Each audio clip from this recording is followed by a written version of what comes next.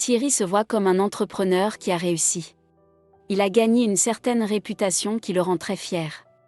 Il est très sollicité pour présenter des conférences sur la gestion et le marketing, et sur la réussite professionnelle. Lors d'une conférence, il a parlé de sa manière de voir la vie, des principes qui l'ont guidé sur le chemin du succès. D'après Thierry, il y a 2 catégories de gens dans la vie. Ceux qui sont passifs, qui s'apitoient sur leur sort, qui deviennent des pleurnichards, parce que leur paresse et inaction les conduit vers des échecs répétés. Selon lui, le plus souvent, ces gens-là restent pauvres pour toute leur vie. Les personnes actives forment une autre catégorie. Elles ne se contentent pas de se plaindre de leur sort mais plutôt de poser des actions pour progresser. Ce sont ces gens-là qui deviennent riches, parce que même s'ils connaissent des échecs, ils n'arrêtent jamais de travailler, d'utiliser leur courage pour foncer.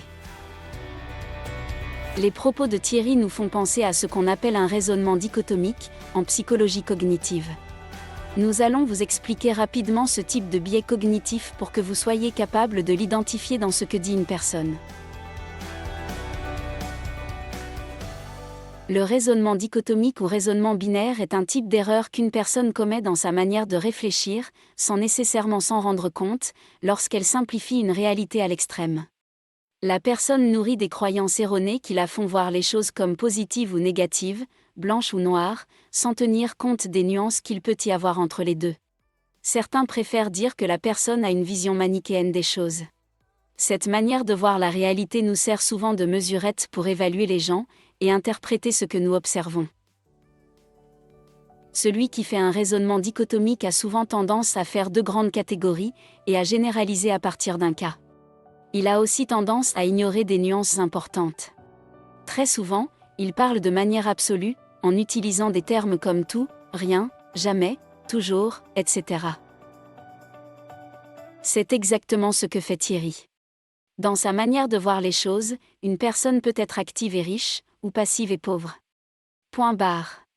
Pour lui, quelqu'un qui n'a pas réussi, c'est nécessairement un paresseux qui n'a rien fait pour s'en sortir. Celui qui réussit est forcément quelqu'un qui travaille dur. On voit bien que Thierry néglige un ensemble de facteurs importants qui pourraient l'aider à nuancer sa manière de voir les gens.